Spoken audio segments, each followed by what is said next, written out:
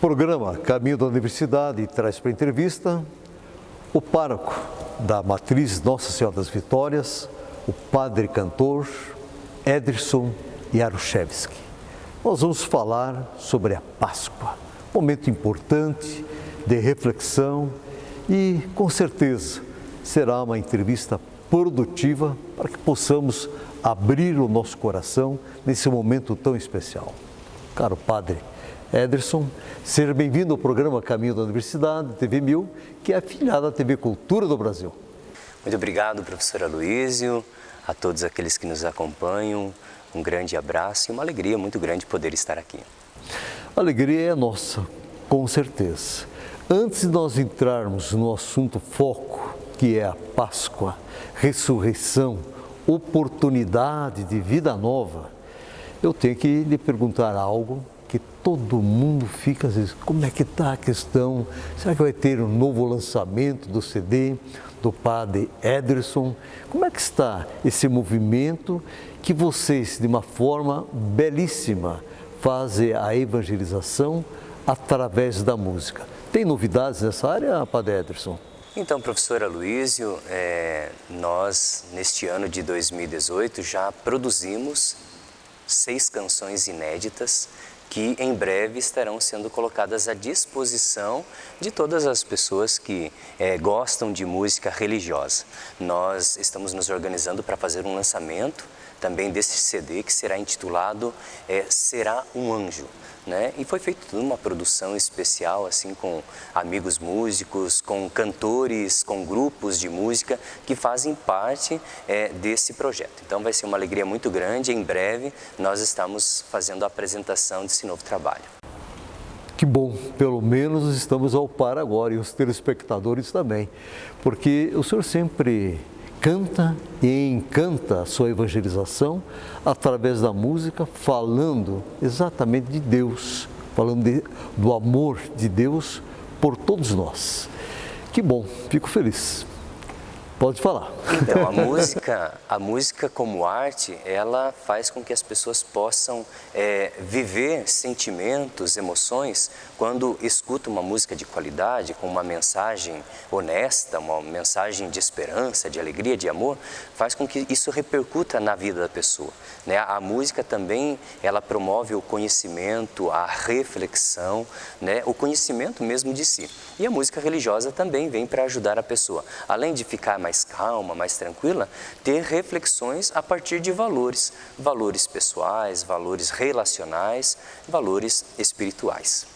Muito bem, eu quero aqui parabenizá-los, o senhor, o padre Paulo, no sentido de promover aqui na Matriz um momento especial, né, de arte, cultura, de letras, de música, quer dizer, a parte de lançamento de livro que ocorreu, achei fantástico. Quer dizer, a arte em si, nós agora temos a oportunidade de mostrar aos nossos telespectadores como está a igreja.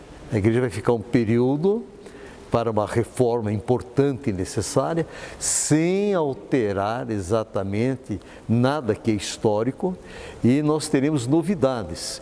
Então, se eu dar um toquezinho sobre esta preocupação, desse zelo pelo belo, pela arte, pelas letras, pela música, é importante. Vamos aproveitar essa oportunidade, padre Ederson. Então, a igreja, né, no contexto social, ela faz parte da vida da grande maioria das pessoas. Mas nós percebemos que não só no quesito espiritualidade, que é o carro-chefe, né? É fazer com que as pessoas tenham uma vida espiritual regular. Mas junto com a espiritualidade, nós imaginamos que todas as pessoas que fazem parte da comunidade podem ter acesso a outro tipo de arte, a também outros tipos de cultura, seja a literatura, a música, o conhecimento científico, proporcionado pela igreja, justamente porque a gente também tem um acesso a outras instâncias, a outras pessoas, né? A gente consegue se organizar para trazer bons nomes, pessoas de conhecimento, de estudo e com viés artístico muito especial a nível de Brasil e não só, também de América Latina. Então nós percebemos o quê? Que quando a gente cuida das pessoas, nós precisamos pensar no todo da pessoa, em todas as suas dimensões. Desde se preocupar com que ela cuide da sua alimentação, mas também com a sua leitura, com a música que está cuidando, para que seja uma pessoa íntegra e integrada. E a arte, ela faz isso. A arte, ela faz com que a pessoa possa ir juntando os cacos e se tornar um belo mosaico. Então, a gente gosta muito de fazer esses momentos para que as pessoas percebam a riqueza cultural que existe no nosso mundo, também através e a partir do mundo religioso. E a gente percebe, são palestrantes, são cantores, momentos assim inovidáveis que estão ocorrendo aqui através do belo e da arte. Então, por exemplo, o senhor estava comentando da revitalização que nós vamos fazer na nossa igreja. É justamente isso. Nós queremos completar a parte estética bela da nossa igreja. E para isso nós fizemos todo um projeto de iluminação, o projeto do forro, o projeto artístico de uma nova pintura que nós vamos ter aqui. Também queremos completar o piso aqui do presbitério, né? Hoje, atualmente, nós temos o carpê.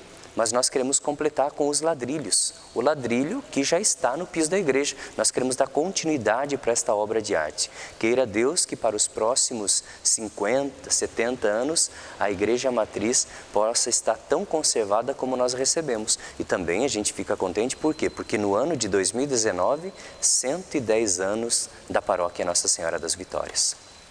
Muito bem, 110 bem vividos. Meu caro Padre Cantor Ederson, nós estamos na Quaresma, né? O que é Quaresma? É tempo de conversão? É tempo de oração? Como vivenciá-la? O tempo da Quaresma é um tempo proposto pela Igreja para que as pessoas possam, primeiramente, voltar-se para si e cuidar mais de si a partir dos exercícios espirituais que a Igreja, tendo por testemunho e exemplo Jesus e os seus discípulos, realizaram. O número 40 ele é muito importante no mundo bíblico, na literatura bíblica. Os 40 dias de Noé, né, sobre as águas, até encontrar a terra, os 40 anos do povo no deserto, os 40 dias de Jesus sendo tentado e superando as tentações também no deserto. Então, esses 40 dias que nós temos na Quaresma é o tempo que todo cristão é convidado a realizar, a fazer uma experiência de equilíbrio. O equilíbrio, por exemplo, do jejum. Eu cuido da alimentação que eu tenho, o equilíbrio da oração. Eu estou me organizando na minha vida espiritual? Eu rezo com frequência, regularidade? E que tipo que é a minha oração? E também o equilíbrio em relação à esmola. Como que está a relação que eu estabeleço com as pessoas? A minha presença na sociedade, no mundo, na minha família, é uma presença qualitativa? Quer dizer, eu estou pronto para colaborar, para ajudar? Eu sou uma pessoa proativa? Então, os exercícios da Quaresma fazem com que a pessoa volte para o seu centro interior, para que se perceba uma pessoa equilibrada e, se não está, que esses exercícios recuperem o ponto de equilíbrio de vida desta pessoa. Muito bem. Como avaliar socialmente Jesus Cristo nos dias atuais? Jesus Cristo, quando via uma pessoa, ele já identificava naquela pessoa um projeto, independentemente de como aquela pessoa chegasse a ele. E qual era o critério? Perceber se a pessoa estava disposta a mudar de vida. Jesus não se apegava ao passado daquela pessoa, não ficava querendo saber o que fez ou deixou de fazer. A pergunta de Jesus é: a partir de agora, você quer mudar de vida? Você quer ser melhor? Você quer ir em paz e não errar mais? Então, eu lhe concedo a bênção, eu lhe concedo a cura, eu lhe concedo o milagre. Então, esse critério de Jesus, ele é muito importante nos dias atuais, porque nós também queremos ver as pessoas aptas e desejosas de mudança. Então, quando nós falamos da presença de Jesus na vida da sociedade, é justamente isso. Ele não está ali para condenar, para julgar ou para expulsar. Não, pelo contrário. Jesus, a presença dele, a presença da sua palavra e a presença da sua missão é para libertar as pessoas. Para que a partir do momento que eu me encontro com Jesus, eu possa ter uma nova mentalidade. E essa nova mentalidade corresponde às coisas da terra, aonde eu vivo, mas às coisas do céu. as coisas do céu no sentido mais de amplitude, de infinito, de uma esperança que não se acaba. Então a presença de Jesus na sociedade, eu vejo que é fundamental para que nós possamos tê-lo como referência de virtude e de valores. Aonde Jesus incomoda é porque as pessoas não estão interessadas nos valores que ele pregou, porque são valores naturais do ser humano, é algo essencial, não é periférico. É a essência do ser humano que Jesus recupera cada vez que ele fala, cada vez que através do seu testemunho ele realizou algo. Os amigos de Jesus, os apóstolos, entenderam o chamado de Jesus?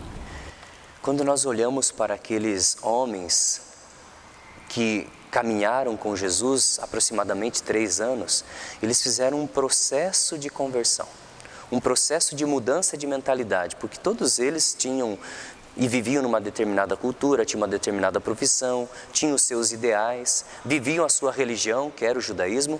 Então, a partir do momento que aqueles homens começaram a trabalhar com Jesus Cristo, a trabalhar, a viver, a conviver com Jesus Cristo, a mentalidade deles fora mudando. Eu creio, a partir dos testemunhos dos Evangelhos e do Novo Testamento, que aqueles homens, a partir do momento que entenderam a missão de Jesus, eles colocaram à disposição toda a vida. Então, a maioria dos apóstolos tornaram-se mártires, derramaram seu sangue defendendo a causa de Jesus. Muito bem. Jesus Cristo defendeu na época e continua defendendo os oprimidos, Padre Ederson? Quando nós pensamos em Jesus Cristo, é Ele que revela a face de Deus. Para os cristãos, para a Igreja Católica, não haverá uma outra revelação.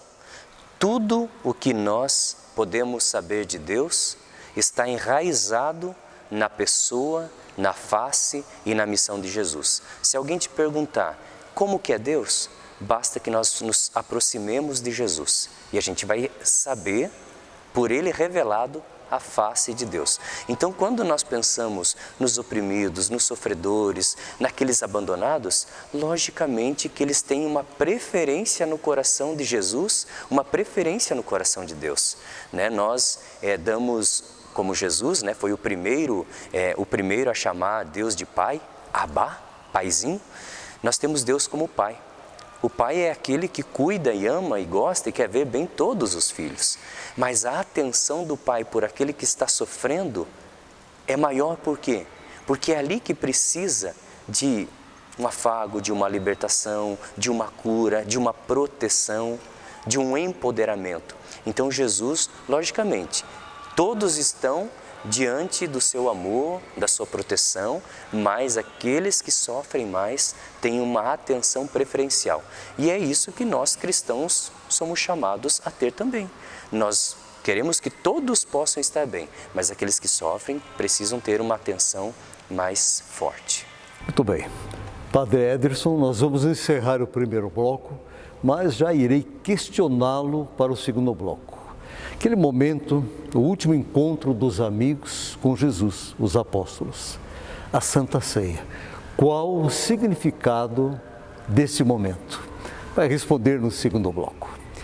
Estamos apresentando o programa Caminho da Universidade e o nosso convidado de hoje é o pároco, padre cantor Ederson Jaruzelski.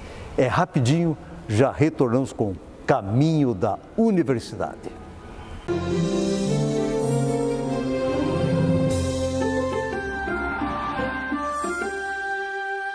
Estamos retornando com o programa Caminho da Universidade e o nosso entrevistado de hoje é o padre cantor Ederson Jaruzelski.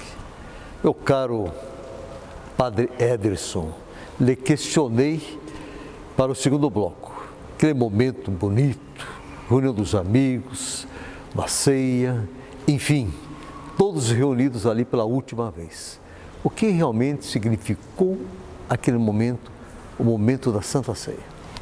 Bom, primeiro que Jesus, com os seus apóstolos, com os seus amigos, eles viviam a sua religiosidade. aquela ceia também faz parte do contexto da Páscoa judaica, mas os ritos que Jesus acrescenta e a simbologia que ele põe diante daquela mesa, né, diante dos seus, faz com que posteriormente à sua ressurreição, os discípulos percebam que naquela ceia Jesus coloca no coração deles aquilo que se eternizaria, que é justamente Jesus que se dá como alimento.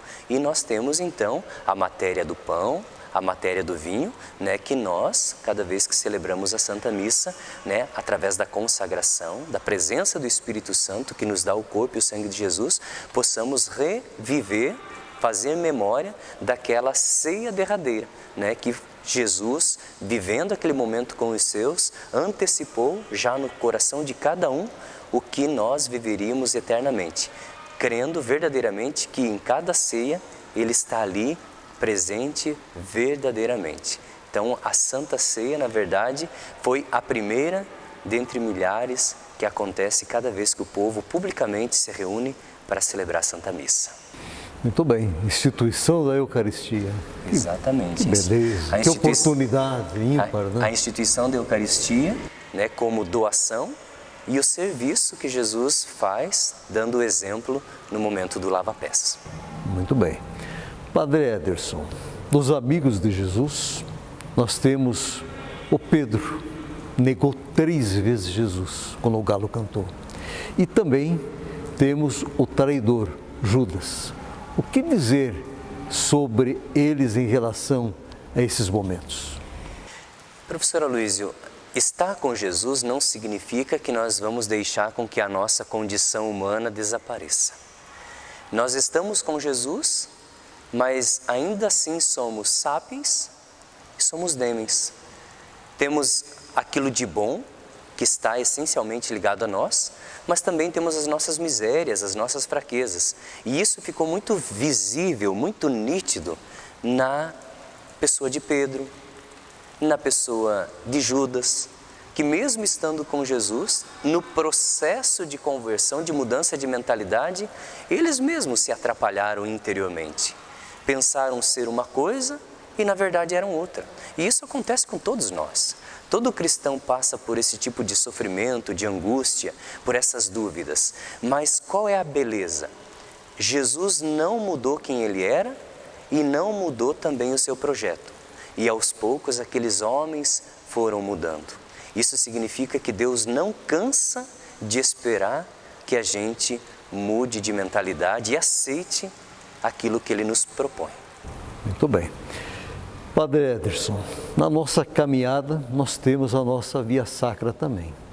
Ela é uma Opus Dei? Com certeza. Quando nós nos colocamos para viver de uma maneira integrada, nós vamos ter os nossos sofrimentos diários. Os sofrimentos, eles nos acompanham a vida toda. Agora, existe uma diferença muito grande em olhar para o sofrimento e colocá-lo como o fim da estrada e olhar para o sofrimento como uma esquina, como algo que vai me levar para um outro caminho, um outro processo, um outro conhecimento. E quando nós temos o dado da fé conosco e a gente associa os nossos sofrimentos aos sofrimentos de Cristo, a gente consegue entender a nossa vida num horizonte maior. Às vezes alguém me pergunta, padre, quando eu estou sofrendo, o que eu posso fazer? Olha para o crucifixo. Olha para o crucifixo, olha para as chagas de Jesus e reze diante dessa imagem. Por quê? Porque você vai perceber que todo sofrimento, por mais doloroso que seja, ele também está te encaminhando para algo maior, que talvez naquele momento você não entende. Mas quando você chega lá na frente e olha para trás e pensa, puxa vida, eu sofri tanto naquele momento, mas hoje eu evoluí como ser humano, como pessoa, como gente, porque eu passei por aquilo, superei aquilo. Então, quando nós olhamos para Jesus, para o que Ele passou, principalmente a sua via dolorosa, nós também deveríamos pensar, eu ofereço o meu sofrimento nos sofrimentos de Cristo e que isso possa realmente me transformar. O sofrimento não como fim, mas como ponte. Bom, Deus é Pai, Deus perdoa. O que dizer do perdão diante da cruz? Professor Aloísio, Jesus Cristo, sofreu as piores dores que um condenado na época pelo Império Romano poderia sofrer. Mas as dores do corpo não adulteraram a essência de Jesus. Ele continuou sendo Jesus, ele continuou amando, ele continuou com o projeto de Deus no seu coração, mesmo com o sangue do seu corpo sendo derramado. Então, o perdão que Jesus oferece não foi um teatro. Até porque a gente não pode teatralizar um pedido de desculpas. Porque na hora que a gente pede perdão, a gente se derrama na frente de uma pessoa. Ou quando aceita as desculpas, deixa que uma pessoa se derrame diante de você. É a humilhação por amor. E foi o que Jesus fez. Jesus perdoou a humanidade porque ela não tinha compreendido a sua missão. Então, se Jesus perdoou na cruz os seus algozes, é porque o corpo estava mutilado, mas o coração e a essência de Jesus sempre foi a mesma. Padre Ederson, dá para avaliar a dor de uma mãe diante de um filho crucificado? Eu creio que a experiência que uma mãe passa de perder um filho não tem como a gente mensurar. É uma dor, digamos, solitária, mesmo que todas as pessoas possam levar um conforto. E a gente bendiz a Deus toda mãe que é devota, toda mãe que tem fé. Porque eu creio que para uma mãe suportar a perda de um filho, é só com as ajudas, além das pessoas, com a ajuda que vem providencialmente de Deus. Então, quando nós temos uma mãe, e aqui na nossa região nós temos tantas mães que já perderam filhos precocemente, e a gente percebe que elas, através da fé e através da doação em uma causa nobre, elas não vão resolver o problema da partida do seu filho, mas vão amenizar a dor, transformando uma dor em pequenos gestos de amor. Então, eu não consigo mensurar o que é uma mãe perder um filho, mas a gente consegue perceber que uma mãe é capaz de suportar aquilo, fazendo com que aquele amor tão grande, que foi de uma maneira interrompida, possa ser transformado numa ajuda, numa colaboração, numa doação em uma causa nobre. Como a gente vê tantas mães, né, que perderam filhos, que se dedicam aos outros filhos, aos filhos dos outros, com o mesmo amor que talvez, né, se dedicariam ao seu filho que não está mais fisicamente presente aqui. Padre Ederson, de uma Páscoa até a outra é um ano. E durante esse período, por muitas vezes, nós matamos a amizade, matamos o amor, deixamos vazar pelos dedos o respeito, o carinho, enfim, valores fundamentais para se viver bem numa sociedade. A Páscoa é o momento da ressurreição, a certeza da ressurreição. Nós podemos ressuscitar a grande oportunidade de trazer à tona esses valores com sinceridade, com honestidade, retomar o caminho do verdadeiro Filho de Deus e seguir esse exemplo? Veja que todo o processo, né, que aconteceu com Jesus, especialmente quando a gente reflete a Semana Santa, sempre foram situações de muito diálogo. A Santa Ceia foi diálogo. O interrogatório, tanto de Caifás quanto de Pilatos, foi diálogo. No domingo da ressurreição, o primeiro encontro com Maria Madalena foi diálogo. Jesus sempre falou aquilo que precisou ser falado de um jeito certo. E quando precisou se calar, ele se calou. Ele não fez da palavra uma arma de ataque. Ele fez da palavra uma ponte de encontro. Então eu creio que nós, principalmente neste tempo que nós estamos vivendo, um tempo de muitos antagonismos, de muita divisão, de muita separação, de muito conflito negativo entre as pessoas, sejam por vias virtuais ou até mesmo reais, nós precisamos restabelecer o diálogo. Nós precisamos estar junto com as pessoas e mesmo não aceitando a sua ideia, por ser diferente da minha, eu preciso respeitar você. Jesus respeitou quem não entendeu o seu projeto, porque talvez mais tarde entenderia. Então nós precisamos recuperar e restabelecer o diálogo entre os diferentes, entre as diferenças. Eu creio que nós vamos viver uma Páscoa prolongada se nós começarmos a dialogar mais. Assim como Jesus fez. Dialogou com quem estava sempre com Ele e entendeu o seu projeto, mas também dialogou com quem não aceitou o seu projeto. E as coisas aconteceram e Jesus continua 2000 anos sendo vivido, celebrado e atualizado. E aqueles que porventura não quiseram dialogar, a história mesmo os esqueceu. Muito bem. Cristo é a esperança de um mundo melhor, Padre Ederson? Com certeza. A referência de Jesus no que diz respeito a valores humanos, as causas sociais e a vivência de uma espiritualidade sadia e equilibrada é o ponto de encontro que toda pessoa deveria estar atenta, a viver também. Quando nós olhamos para Jesus, nós percebemos que o mundo e as pessoas ainda têm jeito, porque Ele é o primeiro que aposta em nós. Muito bem. Padre Ederson, o senhor vai dar uma mensagem aos nossos telespectadores. Quero agradecer em nome de toda a nossa equipe da TV 1000 por esse momento tão importante de colocar esta espiritualidade acentuada no coração de cada telespectador. Enfim, nosso muito obrigado. E, por gentileza, o senhor vai dar a mensagem e depois vai nos presentear. Não vai ser um ovo de Páscoa, não. Vai cantar uma música, né? Já que o senhor tem esse dom de evangelizar através da música, os nossos telespectadores serão presenteados. Então, por gentileza, a sua mensagem e a sua bênção de Páscoa. Muito obrigado, professor Aloísio, toda a equipe, e a você que nos acompanha. Dizer a você que a Páscoa é tempo de vida, que a morte não tem a palavra final, é a vida que vence.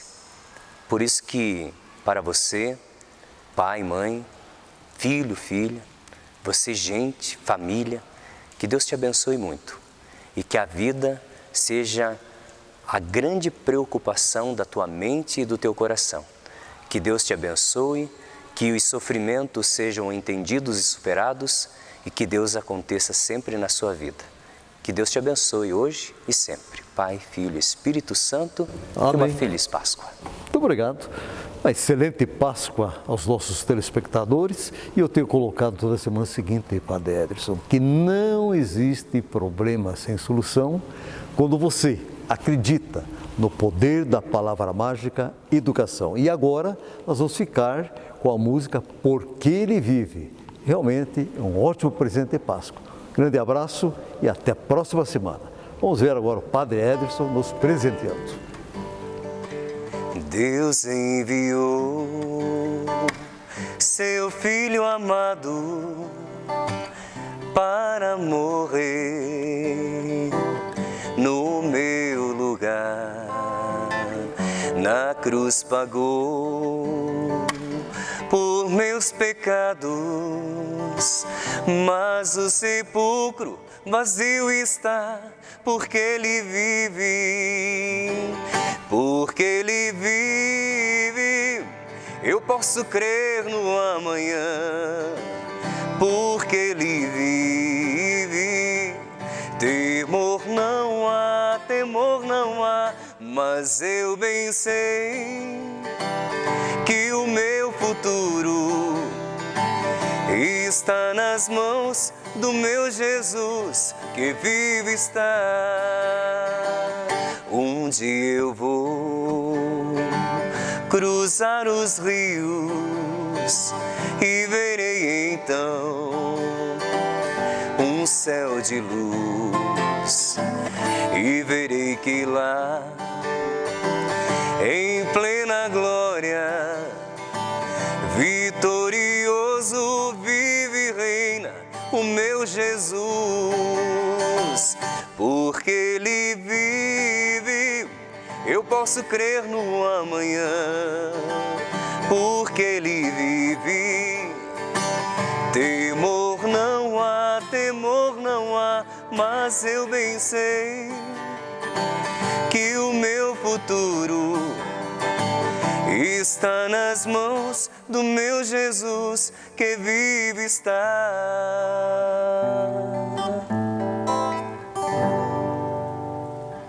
Viva Jesus! Amém.